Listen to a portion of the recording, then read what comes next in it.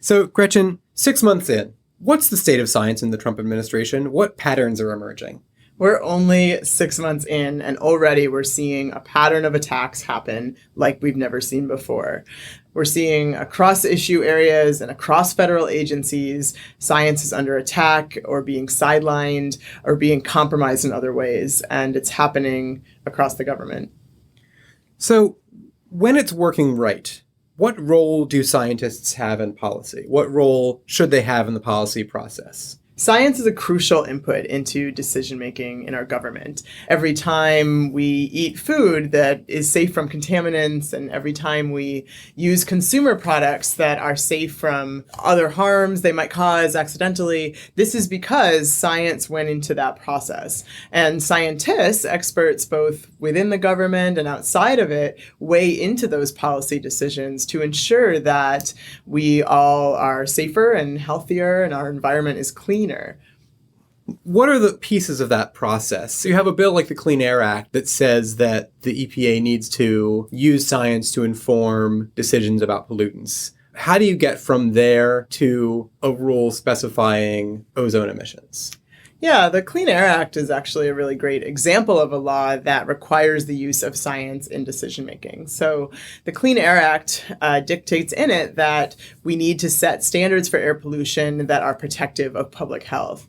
And so that means that for pollutants that we know to cause harm, like ozone, we need to make sure we know what the science is. What exactly is ozone's effect on our health? What level is safe for people to breathe? And so what we do is we have committees comprised of scientific experts that make recommendations to the federal government for what level ozone pollution standards should be set at.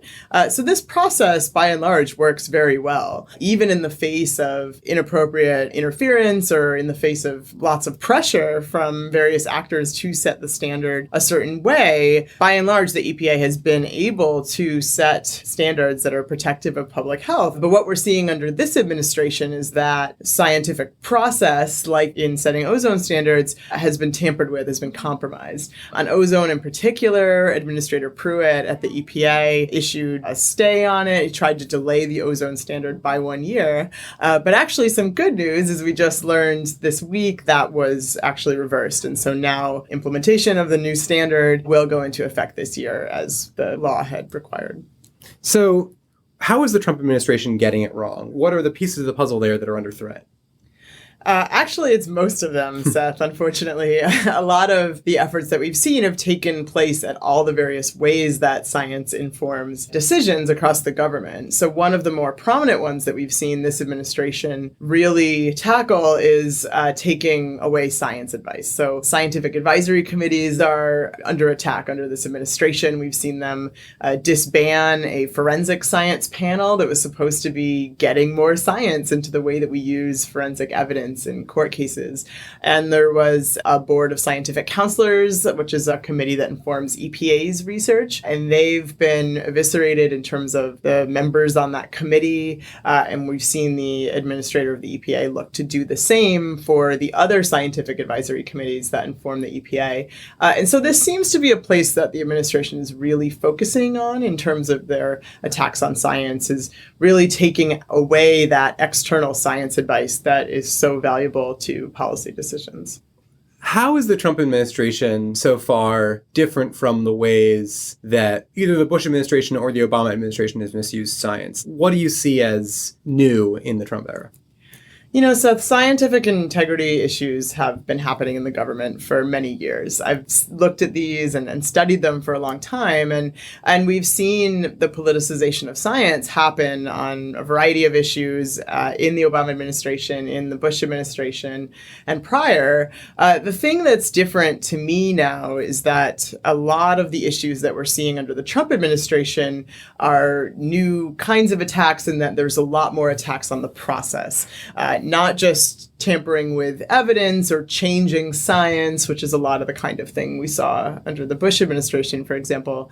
But under the Trump administration, we're seeing them really try to dismantle the very process by which we can use science to inform decisions. So we talked about the taking away of science advice, and we're also seeing them chip away at the levers and checks and balances that allow us to make sure that science informs how we make decisions. And we're seeing them try to take science out of the equation in several ways.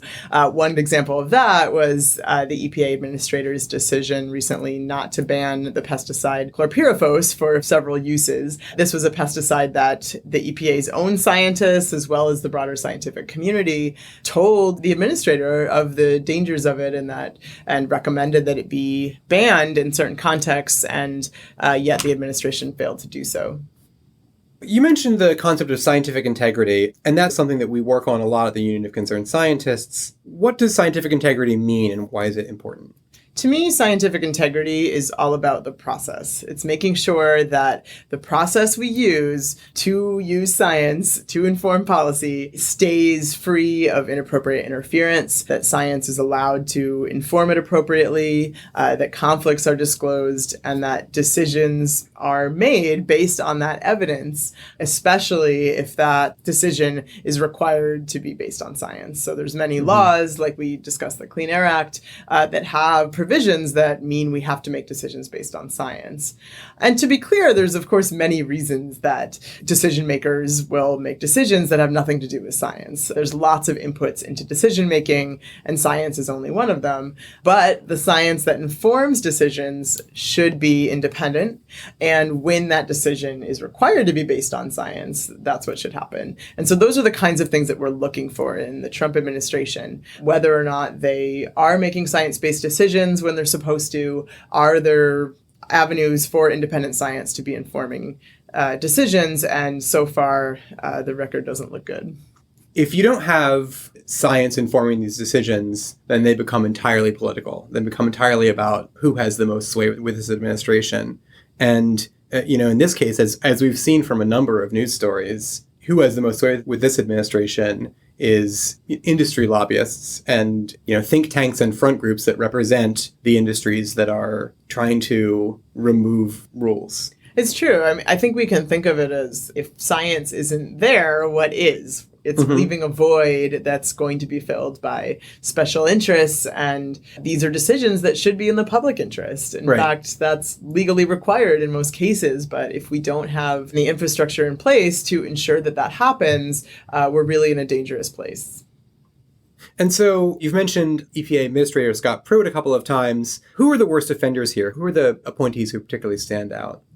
Administrator Pruitt is very much someone who doesn't appear to respect the science, and we've seen this on multiple decisions of his so far. But he's certainly not the only actor in this space. The U.S. Department of Agriculture recently appointed a non-scientist to be their chief scientist. So that's another one that we're watching, and I think there's several in the White House that we're concerned with. The lack of experts at the White House Office of Science and Technology Policy was disappointing to see, the lack of a science advisor. We still see some agency heads that haven't been filled yet. The U.S. Fish and Wildlife Service, for example, doesn't yet have a head. We're seeing really a lack of scientific expertise in this administration, and I'm really worried about what impacts that will have on the ability of these agencies to carry out their science-based missions. So the Trump administration's allies in Congress are also contributing to this effort to remove science from the policy process. Can you talk about some of the bills that we've seen moving in Congress and what they would do to science? Yeah, the attacks so far haven't only been coming from administration officials. Congress has also been very much involved in a lot of the attacks on science. In addition to the Congressional Review Act, which they've used to revoke 14 rules from the Obama administration, we've also seen them introduce new bills that would undermine the science policy process.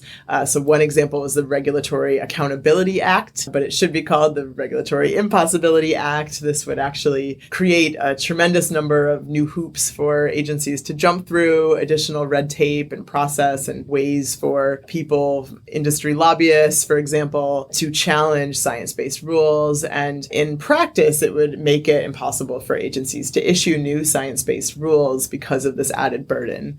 And there's several similar proposals to that. One is called the RAINS Act, the Regulations from the Executive in Need of Scrutiny Act, or Yes, RAINS Act. they all have these cutesy names that make them seem like they're these very like transparency-focused reforms, but actually what they do is remove accountability from Right. polluters. Right, yeah. And I think they almost try to bury you in process. It seems innocuous in that it just seems like a process issue. But in reality, it is very damaging to the way that we make science-based rules in this country on everything from air quality to food safety to consumer product safety and worker protections. And so this Congress has certainly been complicit in the attacks on science. Mm-hmm.